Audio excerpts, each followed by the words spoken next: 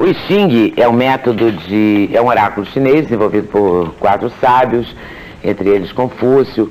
É um método de adivinhação baseado em 64 símbolos, chamados de hexagramas, usados por milhões de pessoas em todo o mundo, para enxergar o infinito, ou seja, revelar o passado, o presente e o futuro. Yu Ji-Sheng é um monge taoísta, presidente da Sociedade Taoísta do Brasil, que ele fundou em 89. Ele vive no Rio de Janeiro desde 75, é acupunturista, dá aulas de Xing, e vai matar uma curiosidade minha pessoal. Feng Shui, Feng Shui. Feng Shui. Feng Shui. É a 4ª pronúncia que me dizem aqui, eu vou acabar louca e nunca vou descobrir. Shui. Feng Shui. Definitivo. Definitivo. Isso é mandarim. Feng Shui. Pronto, aprendi isso. Agora era aprender sobre o Xing. O I Ching responde realmente perguntas, adivinhações, ele ajuda você a entender uma situação? Responde. Bom, todos os oráculos têm suas limitações, qualquer oráculo. Não é uma ciência exata, e então depende muito da capacidade do interpretador, seu conhecimento, sua capacidade de fazer análise, sua impressão, mesmo, né? De compreender. Então, eu acho que todos que lidam com o oráculo precisa ter consciência das suas limitações pessoais e da própria ferramenta. Então, em relação ao passado, podemos trabalhar com compreensão, porque o oráculo pode recapitular para nós. Sobre o presente, ele pode nos colocar numa situação mais clara, mais esclarecida. Sobre o futuro, ele aponta potencialidade. Nessa potencialidade passa a ser interpretado em respostas concretas. O que pode acontecer ou vai acontecer, isso depende essencialmente da qualificação de quem está fazendo. Então, é preciso ter cuidado. Não acho que eu estudo isso há muitos anos e eu acho que nós não devemos colocar assim excesso de fantasia também. Sim, mas você acha que uma pessoa ocidental, é capaz, que tenha uma sensibilidade, um mínimo de sensibilidade, claro, é capaz de aprender a jogar? Você fala jogar o Xing? Sim. A jogar o Xing? Brasileiros são excepcionais, né? A sensibilidade não falta. A sensibilidade não falta, tem uma mentalidade bastante aberta, tem poucos bloqueios. Eu vejo diferença muito nítida entre um europeu que vive lá e um brasileiro. Ambos são ocidentais, ou de cultura originalmente ocidental. Europeus são excelentes estudiosos. Ele é capaz de contar para você, ou até contar mais do que eu, decorando ano por ano todo o desenvolvimento de qualquer coisa oriental que ele aprendeu, né? Mas olha com uma ótica, de uma forma geral em todas as coisas, mais crítica. E essa crítica interior, ela bloqueia. Ela faz com que você não assimila, mas às vezes também não sai. Este ponto, eu sinto assim, é uma preciosidade. Brasileiros têm esse talento. Consegue deixar a coisa entrar, deixar a coisa sair. Então são excelentes em oráculo. É possível aprender. É possível aprender. Tem que aprender. E para usar o livro, você quer que as pessoas usem, né? Que você fez o livro para isso, né? Sim, esse livro que eu escrevi para explicar o que é I Ching e ensinar como você, passo por passo, adquirir fundamentos para trabalhar. Muitas pessoas... I Ching é um livro bastante vendido. Teve uma edição nos anos 70, mas de capa vermelha também, lembra? Que todos nós tivemos. Nós compramos, aí tinha um que tinha umas moedinhas, né, que vinham junto. Isso. E a gente jogava, aquilo era assim uma febre, né? Foi um momento I Ching. Não saía de casa sem jogar o Xing. I Ching é um livro bastante vendido, mas pouco compreendido. Você devido dificuldade. Exatamente. O livro é para explicar o que é I Ching e ensinar como você usar ele, como trabalhar com ele. Depois você vai lá no livro ali, comprar aquele azul, pensadão, você vai usar melhor. Porque esse você não pode... Você pode jogar, claro, aqui, eu fiz ele de uma forma mais didática, né? E vai ensinar a jogar. Lá tem capítulo de oráculo. Capítulos de técnicas básicas de oráculo. Isso. E tem uma casa taoísta, um templo, é isso? Isso. Ali em Laranjeiras? Eu tenho dois trabalhos. Eu tenho um trabalho religioso, espiritual, que lida com o taoísmo, eu tenho um trabalho de difusão cultural, digamos isso. Aí eu passo esses conhecimentos. E no Cosme Velho, um templo. No Cosme Velho, isso. Eu fui lá um dia desses procurar o Tao do Tao. Você explica o Tao? Tao é... T-A-O. Tao literalmente significa caminho. Mas esse caminho, esse termo tá uma conotação filosófica. Então Tao significa absoluto, Tao significa essência, Tao significa origem. Portanto, é um caminho que conduz nós ao encontro a essa essência. O taoísmo ele não fala da separação entre mundano e o espiritual, porque o espiritual é a essência, e a essência está em todas as coisas do mundo. Então nós podemos encontrar em todas as coisas o Tao. Na fila do banco, no trânsito de Avenida Paulista. Na fila do banco, no engarrafamento. Se todas as coisas vistas na sua essência, você vê coisas com simplicidade. Então muitas coisas são desnecessárias, como estresse, inúmeros estresses são desnecessários, inúmeras movimentações da vida poderiam ser dispensadas, até às vezes inúmeras ofensas que pessoas fazem a nós, você isso, você aquilo. Você olha assim, isso tirou algum pedaço de mim? Não tirou. Isso faz algum acréscimo? Não acrescentou? Então página virada. Você fica mais essencial. Isso não quer dizer você perdeu a noção que outro partiu com a intenção de ofender, mas você consegue... Mas não bate em você. Não bate. Você... Não é tão fácil de chegar a esse ponto. Nós vamos trabalhar para chegar a esse ponto. Ah, mas tem como? Tem, você tem. É uma tradição antiga, então... acho que todos os questionamentos que nós temos já foram questionados antes. Então, depois de alguns mil anos questionando, alguns métodos foram proporcionados. Aí vem as práticas de meditação, de concentração, de estudos. Oráculo é uma das coisas que nos orienta nos momentos de... Existe vários tipos de oráculo. Oráculo de Xing ajuda a tomar decisão, essencialmente. E ajuda a esclarecer.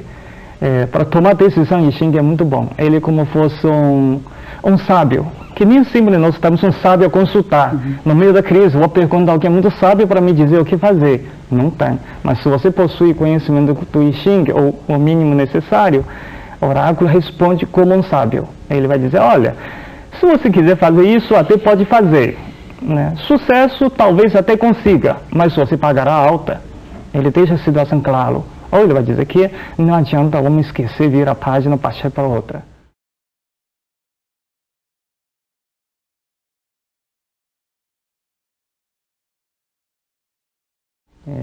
O mestre, você não acha que um pouco de indignação no mundo hoje não faz um certo bem também, não? Então não entendi a pergunta. Você acha que as pessoas não devem se indignar nunca? Deve ser receber as coisas todas com muita paz e com muita... Não, são duas coisas. Nós precisamos primeiro ter a noção da realidade. Nós não devemos perder discernimento. Mas temos que ter a capacidade de, junto com esse discernimento, sabendo o que está errado, o que está certo, mas sabendo conseguir não ser esmagado por ela. Até porque esmagado por ela e atingido por ela não ajuda a nós a resolver. Imagina você está um amigo numa profunda depressão, está mal. Você vai lá, nós temos que ter sensibilidade, ter consciência da realidade para saber que está sofrendo. Agora não é para você apoiar no ombro, está tudo mal, está bem, aí pronto, os dois no fundo. Aí esta capacidade de, ao mesmo tempo, você consegue estar absolutamente envolvido com a realidade e, ao mesmo tempo, você consegue estar isolado, distanciado, nós, ao mesmo tempo, aumenta a nossa capacidade. Engraçado, eu tinha entendido que você queria dizer que a gente devia ficar só com os estresses absolutamente necessários, imprescindíveis. Muitos estresses são desnecessários. São desnecessários. No trânsito, por exemplo, você está dirigindo, aí vem... isso tem acontecido com uma frequência que está me impressionando, vou falar nisso. Umas mulheres que fazem gestos assim, de garoto. É estranho. Acabou meu microfone. Acabou a bateria do meu microfone. Igualzinho na época. Não se estresse, não se estresse. Não acontece isso, né? Nos outros lugares. Mas aconteceu. Também não vou me estressar, já aconteceu, né? Agora fica aqui. Esse sorvetão e pronto, né? Já arranjou a solução. Olha aqui. Entende? Eu fiquei impressionada com isso. Quer dizer, como que você está dirigindo as pessoas assim, sabe? Um carro com ar-condicionado. Até a marca boa, sabe?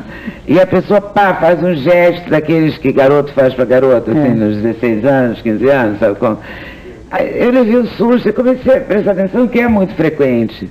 Comecei a ficar atenta a isso. E aí eu fico pensando, será que vale a pena a gente se aborrecer tanto? Né, pra ir? Você já vai trabalhar, já tem um monte de guerra, né? Se você fez todas as compras da sua casa, se você deixou seus filhos bem, se você tem que voltar a tempo para levar no dentista, não tem umas coisas assim, que a gente o dia inteiro, né? Aí você tem que trabalhar e produzir e tal. Aquele estresse ali é dispensável, né? Podia ser. É dificílimo conseguir essa atitude zen, né? Cláudia é bem zen, né? Eu aprendi, né? Também é isso, é um trabalho. Acho que é um trabalho diário. Mas você acha isso, que essas coisas que você falou, que tem que ver se... O cara te aí você fala... Vale a pena a raiva é dele, esse problema é dele, né? Não é meu. Não é meu, então não é meu, eu não preciso me aborrecer. Esse tipo de coisas são essenciais na vida. Esse tipo de coisas que são indispensáveis. Indispensável é muito relativo. E cada um tem que fazer sua reflexão para ver sua realidade. Algumas pessoas, para seu bem-estar, numa indispensável,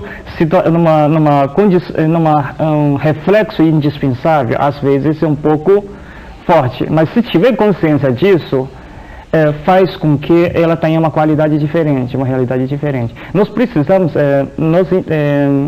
existem várias formas de nos trabalhar. No I Ching fala muito de compreender a inevitabilidade da vida. Você no meio de Avenida Paulista, tudo parado, aquilo é uma inevitabilidade.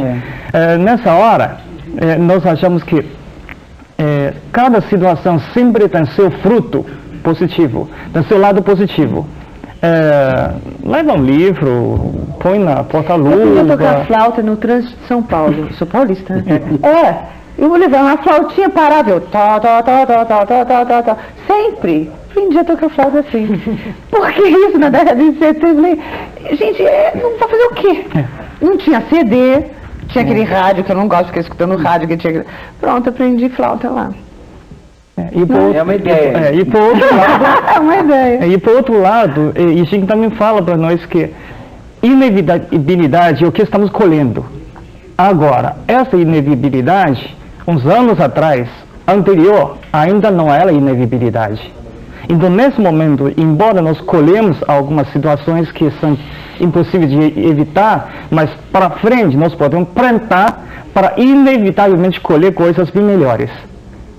Aí, nessa hora, nós não estamos apenas ficando passivos, então vamos ficar, eu aceito o que a vida me dá. Por exemplo, preparar uma coisa para o futuro, que ela não seja por exemplo, desculpe, esqueci o nome dele, o Praquinha. Vicente. Rivaldo.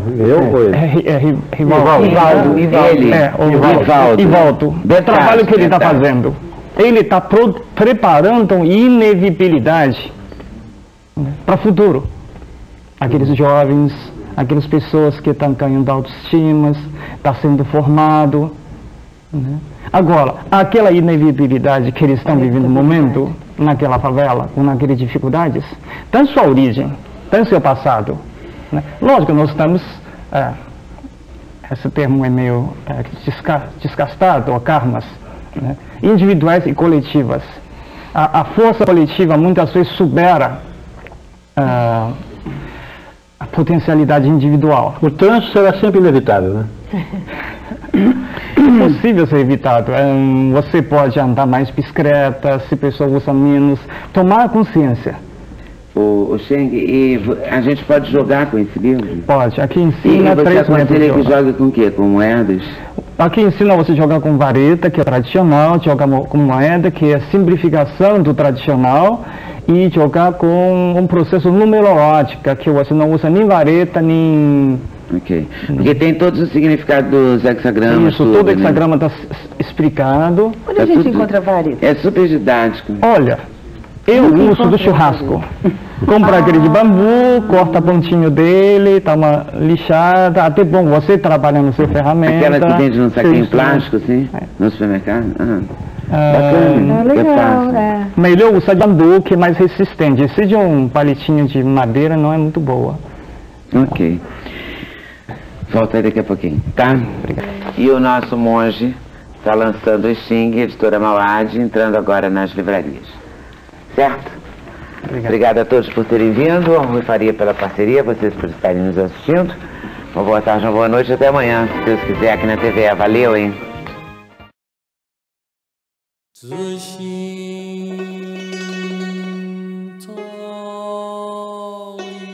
Ser taoísta, para mim, é perceber como se eu fosse parte de um todo.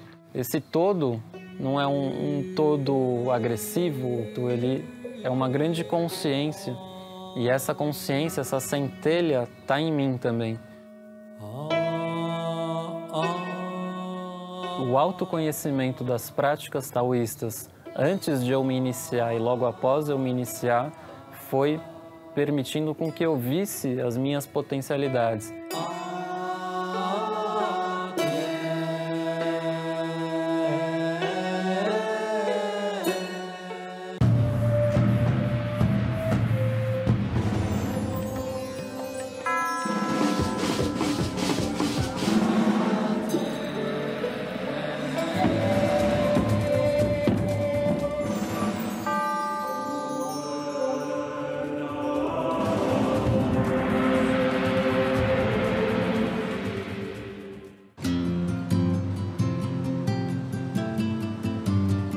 A minha família, pelas duas partes, ela é católica. Eu fui batizado no catolicismo e essa foi as regras, a tradição da família até a minha adolescência. E na adolescência eu comecei a sentir afinidade pela cultura oriental até conhecer, com uns 15 anos de idade, o taoísmo. E aí eu fiz a minha passagem em 2005, a minha iniciação para o taoísmo.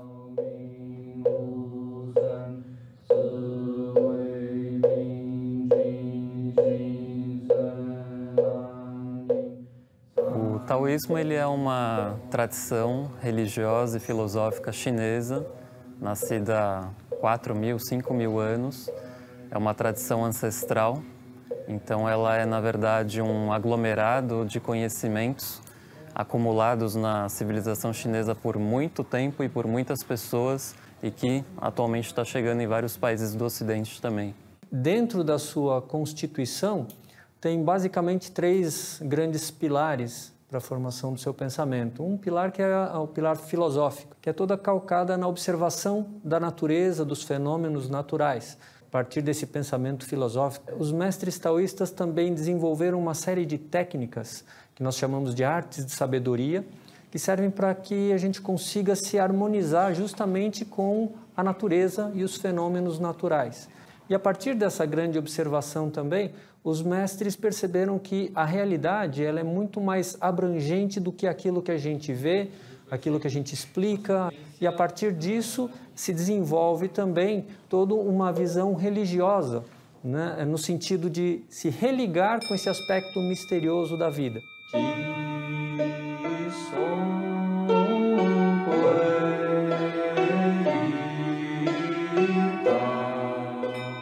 Lao Tzu, que é um dos grandes patriarcas do taoísmo, ele diz que o homem segue a natureza da terra, a terra segue a natureza do céu, o céu segue a natureza do Tao e o Tao segue a sua própria natureza.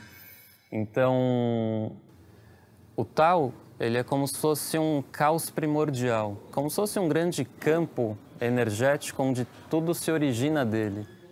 A base do pensamento filosófico taoísta, ele compila a sabedoria de milênios dos mestres taoístas a respeito de todas as transformações do universo sendo provocadas por 2 grandes energias, que são as energias do Yin e do Yang. Tudo que vai para fora, que é rápido, que cresce, é o Yang. Tudo que vai para dentro, que é escuro, que é frio, é o Yin. Então, se a gente observar aquele símbolo, aquele peixinho claro, ele é o Yang. Aquele peixinho escuro é o Yin. E isso a gente vê acontecendo na natureza toda, a todo momento.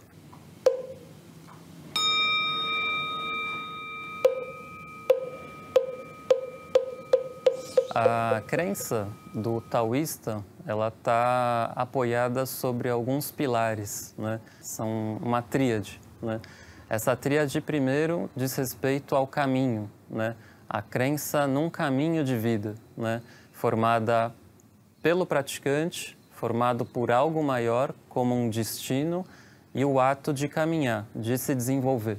Um outro pilar é a questão dos mestres, é a questão do aprendizado, do desenvolvimento por meio do legado deixado por pessoas mais experientes. E um outro é as escrituras sagradas. Então, algo que eu por mim mesmo não consigo trilhar sozinho, nem o meu mestre me revelar, mas tem uma série de textos em que você encontra ferramentas para o desenvolvimento pessoal.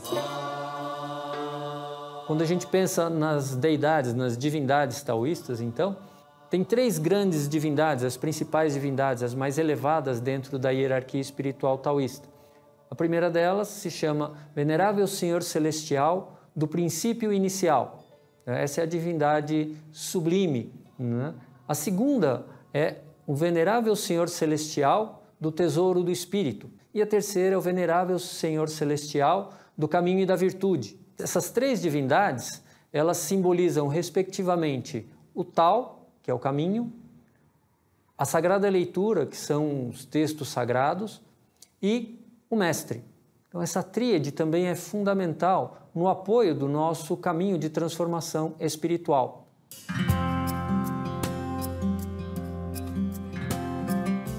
Eu já conheci o taoísmo pelas suas práticas, que foram as práticas corporais de saúde. E essas práticas, muito rapidamente, me fizeram entender que eu tinha uma concepção, né, de corpo, de ser humano, de como eu vivia nesse mundo.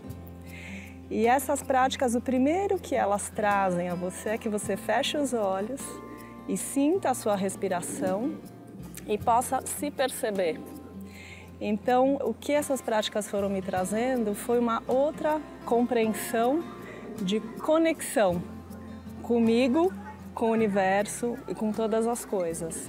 E essa concepção de religião nunca se fez muito presente na minha vida. Então, o taoísmo me traz essa presença muito mais em forma de conexão e do sentido original da palavra, de religar-se. Troca o peso do outro lado. Tradicionalmente, dentro do taoísmo, a gente tem várias artes taoístas.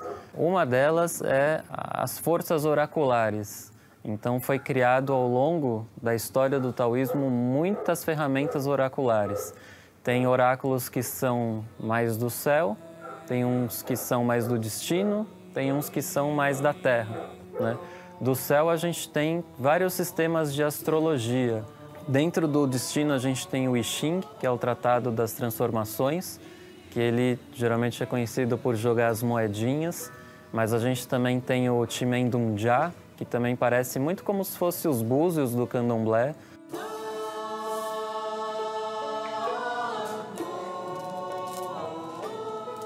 E a gente tem na Terra principalmente o Feng Shui, o Feng Shui, né? Então, é uma observação oracular dos movimentos da energia na Terra, né?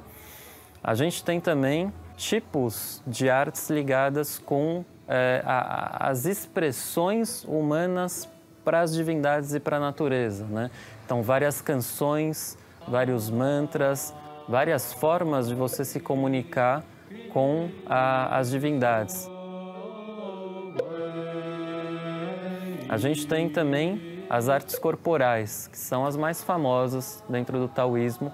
Então, a gente tem as artes marciais, que é o Tai Chi Chuan.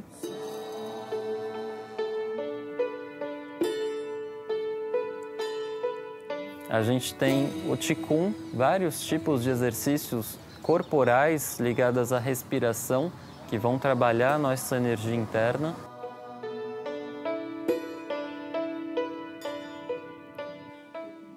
A gente tem vários tipos de meditação, então tem desde meditação com foco na respiração, meditação com visualizações, meditação direto no vazio. Então, são ferramentas e artes do corpo, do destino e da mente e do espírito. São vários tipos de arte.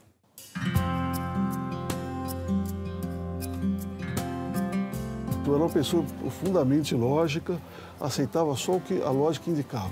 No momento que eu conheci tudo isso, e foi importante ter vindo isso nesse momento da minha vida, porque de repente, quando você parecia, já fiz de tudo, já vi de tudo, já trabalhei em diversas empresas, etc., de repente você fala, tem um caminho completamente novo que eu não explorava, que era o da espiritualidade. E a espiritualidade faz com que você passe a ter como objetivo tentar ser uma pessoa espiritualmente mais elevada. Então, se mudou meu objetivo principal, eu posso dizer que mudou toda a minha vida, porque eu não tinha esse objetivo. E passei a ter, e hoje tudo que eu faço, eu penso muito nisso. Será que isso aqui vai me ajudar a me elevar espiritualmente? Será que isso vai me ajudar a ser uma pessoa melhor, uma pessoa mais importante?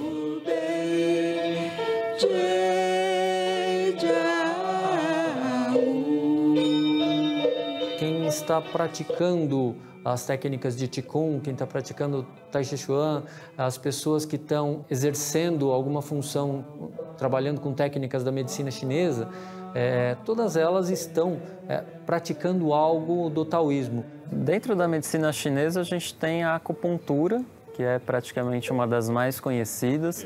A gente tem a moxa, que é o uso de calor. A gente tem o uso de ervas, a fitoterapia chinesa. A gente tem o uso de talismãs, o uso de magia para lidar também com a saúde. Você tem massagem, tuiná, vários tipos de manobra também de massagem. Quanto mais centrado você está, quanto mais tranquilo e mais equilibrado está o seu espírito, melhor fluem essas técnicas também.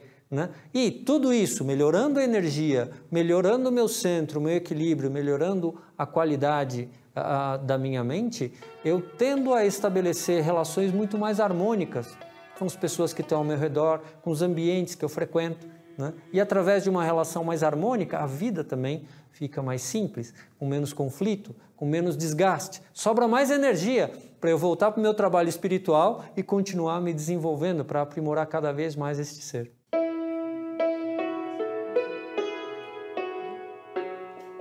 Dentro da tradição, a gente enxerga um caminho que é inferior, um caminho que é mediano e um caminho que é superior.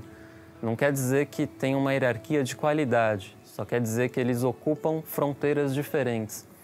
No caminho inferior, você tem a questão da doação, das práticas, de você se doar e fazer o bem, e por aí você vai tendo um refinamento de consciência e vai se desenvolvendo espiritualmente. O mediano estaria a ver com a devoção, com você, por exemplo, se tornar um sacerdote, de você cultuar as imagens, de você fazer os rituais. E o superior, aí seria a questão da alquimia taoísta, da meditação, dos exercícios de alquimia, por si só você refinar a sua consciência. Esse é praticamente o caminho mais difícil de você alcançar, por isso que os resultados são bem superiores, né? Você pode, a exemplo de muitos mestres ascensionados, se tornar um ser iluminado por meio da dedicação da sua consciência a esse caminho superior.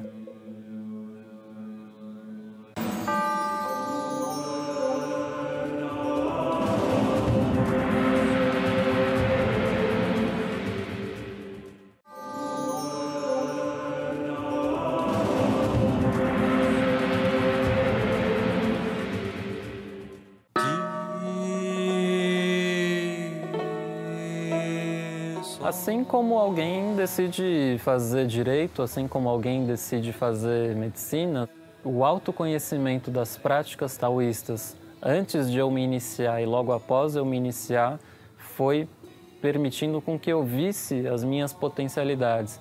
Então foi uma escolha muito natural.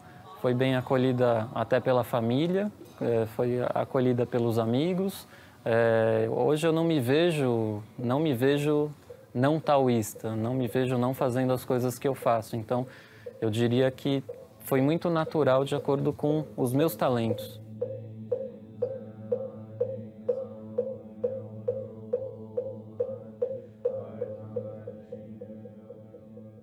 Dentro da tradição taoísta, existem 3 livros que são considerados as 3 obras do mistério.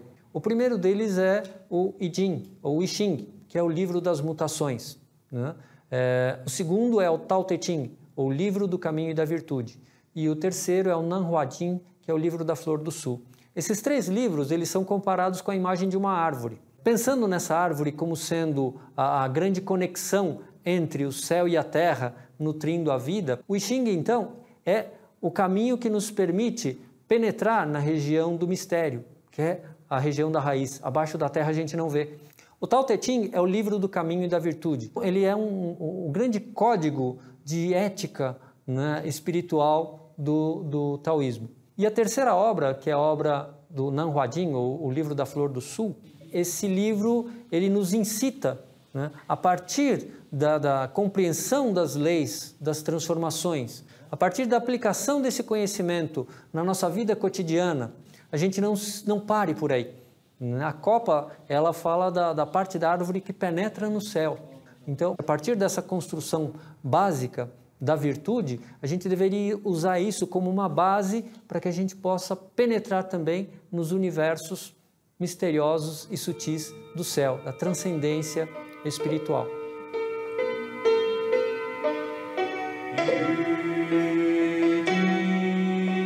O altar taoísta ele é muito vasto, ele é muito diferente de cada linhagem, ele é muito diferente de praticante para praticante.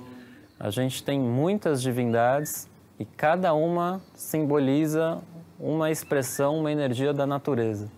Os altares dentro da tradição taoísta, eles são ferramentas muito importantes. O altar é um local onde você instala alguns elementos que fazem menção ao sagrado. Mas não é só isso. Vários dos elementos que fazem parte do altar, eles recebem um tipo de sagração espiritual por parte dos sacerdotes.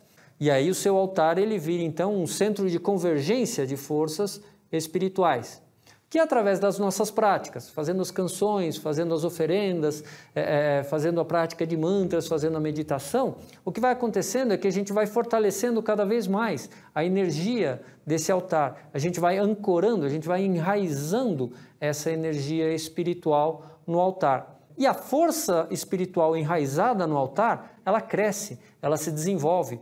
Esse altar ele funciona como se fosse uma grande janela que nos conecta com essas forças espirituais. Então, todo o altar, quando ele é assentado, ele deve receber sempre doações do céu, o nosso sopro e o incenso, ou as canções, as doações da terra, né, como grãos, como frutas, como outros tipos de alimento, e da água, com chá, com a própria água. Para a gente nascer, a gente recebe uma informação, uma carga de energia, de substância que vem do pai e outra que vem da mãe. Elas se unem para formar a semente de um novo ser. Além disso, além das substâncias físicas, eu também constantemente estou captando energias sutis do ambiente. Então, todos esses vários elementos, os elementos mais materiais, físicos, eles se integram de uma maneira dinâmica para manter a vida. Junto a isso é agregado também uma energia sutil e também os elementos espirituais que vão dar a luz da nossa consciência. Quando a gente morre, o que acontece? O que acontece é que esses vários elementos que estão integrados, eles se dispersam. Os elementos espirituais, eles voltam para a sua natureza, os elementos energéticos, eles se dispersam no ambiente e os nossos componentes físicos, materiais, eles também se desintegram e a gente vira pó, volta para a Terra. Tá? Então, a morte, numa primeira observação dentro do taoísmo, é um estado de desintegração de algo que esteve integrado como um ser vivo. Com essas práticas de meditação e de alquimia, você chega num estágio em que ao essa casca perecer, ele vai liberar um espírito que ele não vai se dispersar imediatamente no ato da morte, ou não vai ser pequeno ou apegado a tal ponto que você reencarne em alguma coisa do mesmo nível, por exemplo, que você deixou, ou até menor.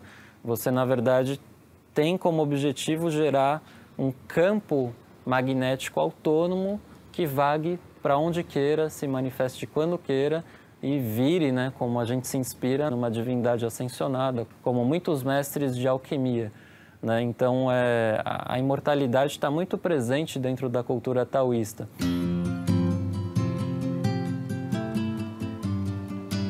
Eu, quando comecei essas práticas, não estava bem de saúde. E emocionalmente, a gente se desequilibra e encontra o equilíbrio o tempo inteiro. Então, diariamente, essas práticas ajudam com que eu possa estar em maior equilíbrio comigo e assim na relação com a minha família. Então, o taoísmo também traz essa concepção de que é a partir da minha transformação e do meu equilíbrio que eu consigo contribuir com o mundo que eu estou. Quanto mais equilibrado eu estou, quanto melhor eu estiver, melhor vai ser a minha relação com o mundo. E essa pode ser a minha grande contribuição. Todas as minhas ações, tudo que eu fizer, tudo que eu falar, ele vai ser uma ação de contribuição e de nutrição, e não de destruição. Tem 3 conceitos que chamam de 3 tesouros no taoísmo, que eu não tinha consciência, mas não aplicava muito bem, que são maneiras de você encarar a vida. Uma delas é amorosidade. O que é isso? Olhar para as pessoas sempre com uma certa amorosidade. Mesmo que a pessoa tenha feito algum mal feito, alguma coisa errada, alguma coisa que você não concorde, você olhar para ela com amorosidade, porque ali tem um ser humano, e esse ser humano, ele tem dentro dele essa possibilidade de se elevar espiritualmente. A outra é a simplicidade. Então você começa a ver que às vezes a simplicidade, buscar o mais simples, pode te dar soluções mais interessantes e faz com que a vida role melhor, de forma mais natural. É muito importante no taoísmo a naturalidade. E a terceira é a humildade. Isso é, nunca tentar se comparar, olha, tem que ser melhor que os outros, ou algum vizinho diz que tem isso, eu também vou, não. É a humildade de você saber que você tem o seu caminho. Você segue o seu caminho numa boa, sem procurar essas comparações que a pessoa não humilde vai acabar tendo.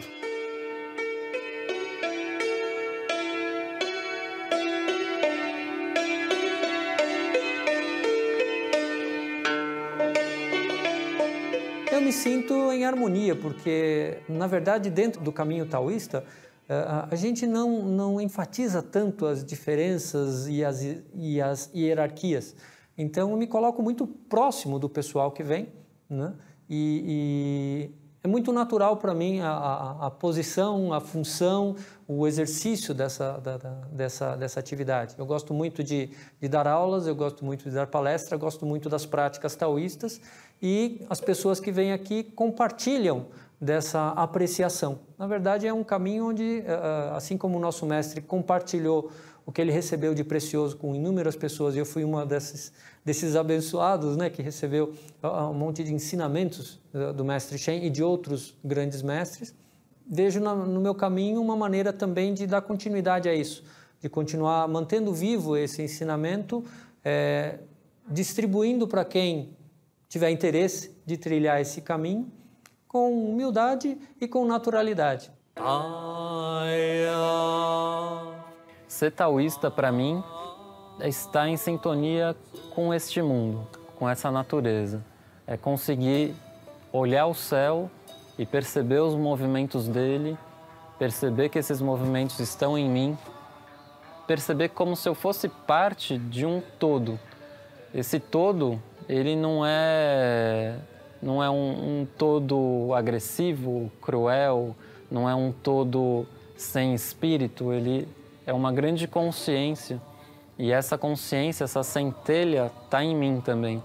Então, ser taoísta, para mim, é seguir a natureza conforme o seu fluxo. É me sentir parte, me sentir um ser pertencente dentro dessa consciência maior.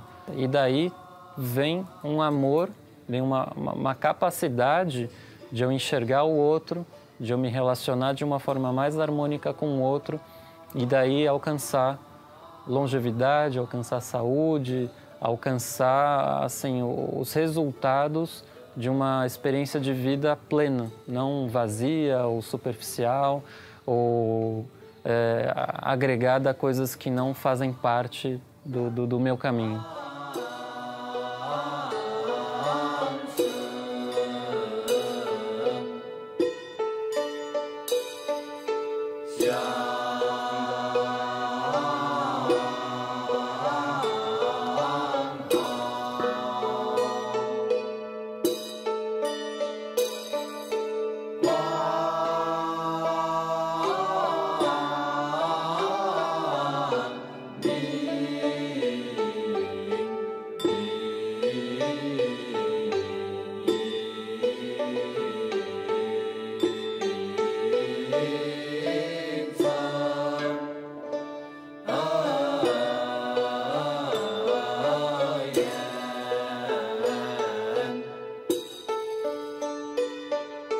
Oh